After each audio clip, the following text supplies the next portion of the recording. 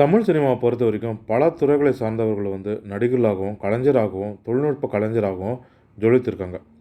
அந்த வகையில் சின்ன திரையில இருந்து பெரிய திரைக்கு சாதித்தவர்களும் பார்த்திங்கன்னா மிகவுமே குறைவு தான், விரல் விட்டு எண்ணலாம்.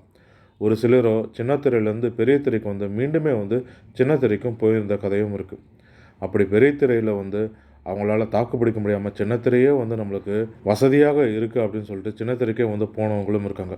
அப்படி சின்ன திரையிலேருந்து பெரிய திரைக்கு சாதித்தவர்களும் பார்த்திங்கன்னா முதலாவதாக சிவகார்த்திகேயன் தற்பொழுது பிரபலமாக இருக்கிறார். அதன் பிறகு கவின் தற்போது வளர்ந்துட்டும் வர்றார். சிவகார்த்திகேயன் போலவே அவரும் பிரபலமாயிட்டும் வர்றார். அதுக்கு அடுத்தபடியாக பார்த்திங்கன்னா போஸ் வெங்கட், சஞ்சீவ், பிரியா பவானி சங்கர் உள்ளிட்டவர்களும் சின்ன திரையிலேருந்து பெரிய திரைக்கு தற்போது சாதித்து ஜொலித்து கொண்டும் இருக்காங்க. இந்த நிலையில் தான் சின்ன திரையிலிருந்து பெரிய திரைக்கு சிவகார்த்திகேயன் அவரது மெரினா 3 ஆகிய திரைப்படத்துக்கு பிறகு வருத்தப்படாத வாலிப சங்கம் படத்தில் நடித்தார். இந்த படத்தின் மூலமாக அவரை அதிகமாக கவனிக்கப்படும் நபராக மாறினார். அதன் பிறகு காக்கி சட்டை, அயலான், ரஜினி முருகன் உள்ளிட்ட படங்கள் மூலமாக முன்னணி ஹீரோவாக முதலிடத்தையும் பிடித்தார்.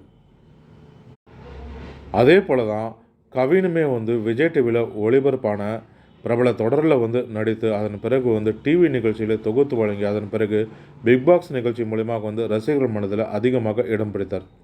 அதன் பிறகு அவர் லிஃப்ட் உள்ளிட்ட பல படங்களில் நடித்தாலுமே டாடா படம் தான் அவருக்கு நல்ல பேரை வாங்கி தந்து அவரை நடிகராகவும் அடையாளப்படுத்தியது.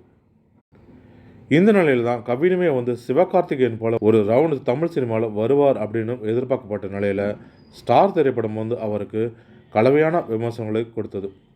அந்த படம் ஓரளவுக்கு மேலே சரியாகவும் போல. இதனால் நெல்சன் தயாரித்த பிளடி பக்கர் படத்தில் நடிக்கவும் ஒப்புக்கொண்டார். இந்த படத்தை அவர் பெரிதுமே நம்பியிருந்தார். இந்த படம் கடந்த 31ஆம் தேதி தீபாவளியை முன்னிட்டு வெளியானது. இதே நாளில் தான் சிவகார்த்திகேயனுடைய அமரன் படமும் வெளியானது. இந்த 2 படங்கள்லையுமே பிளடி பக்கர் திரைப்படம் கலவையான விமர்சனத்தை மீண்டும் ஸ்டார் திரைப்படம் போல் பிளடி பக்கர் திரைப்படமும் ஆயிடுச்சு. அந்தளவுக்கு இந்த படம் சரியாக ஓடலை. ஆனால் அதற்கு நேர்மாறாக அமரன் திரைப்படம் பட்டி தொட்டியங்கும் பட்டையை கிளப்பிட்டு மெகா பிளாக் பஸ்டர் ஹிட்டுமானது. சிவகார்த்திகேயனை தற்பொழுது இருக்கும் நிலையிலிருந்து அடுத்த கட்ட நிலைக்கு உயர்த்தியும் சென்றிருக்கு.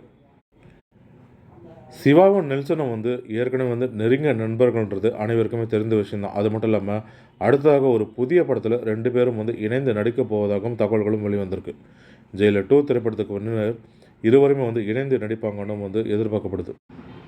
இப்படி இருக்கும்பொழுது நெல்சனுடைய முதல் தயாரிப்பான பிளடி பக்கர் திரைப்படம் அமரன் போன்ற பெரிய பட்ஜெட் திரைப்படங்கள் வெளியாகும் பொழுது பிளடி பக்கர் திரைப்படமும் ஏன் வெளியாகணும் அப்படின்னு பல கேள்விகளும் எழுந்து வந்தது. அது மட்டும் இல்லாமல் சிவாவுக்கு எதிராக கவினை வளர்த்து விடுறதுக்காகவே நெல்சன் இந்த படத்தை ரிலீஸ் செய்ததாக பல கலவையான விமர்சனங்களும் ரசிகர்கள் மத்தியில் எழுந்தும் வந்தது.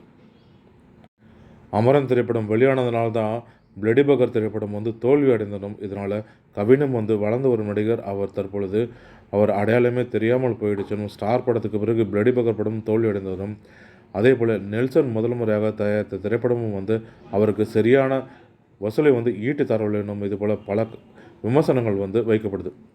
இது ஒட்டுமொத்த பழியும் தற்போது அமரன் படத்தின் மீது விழுந்திருக்கு. ஆனால் சினிமா விமர்சனங்கள் இதெல்லாம் ஒரு காரணம் கிடையாது. தயாரிப்பாளர்கள் அவங்களுக்கு ஏற்ற நாட்களில் ரிலீஸ் செய்வது வழக்கம். அதுதான் சிவா கவின் படங்கள்லையுமே நடந்திருக்கு. அதே சமயத்தில் அமரன், பிளடி பக்கர் 2 திரைப்படங்கள் வெளியானால் மற்ற படங்கள் எதுவுமே வெளியாகாது. இந்த 2 படங்களையும் தேட்டரில் ஆக்கிரமிக்கும். அதனால தான் இப்படி செஞ்சுருக்காங்க அப்படின்னு சினிமா விமர்சனங்களும் கருத்து தெரிவித்தும் வராங்க. சிவா ஏற்கனவே வளர்ந்த நடிகர், கவின் வளர்ந்துட்டு வரும் நடிகர். 2 பேருக்குமே ரசிகர்கள் மத்தியில் நல்ல வரவேற்பு இருக்குது.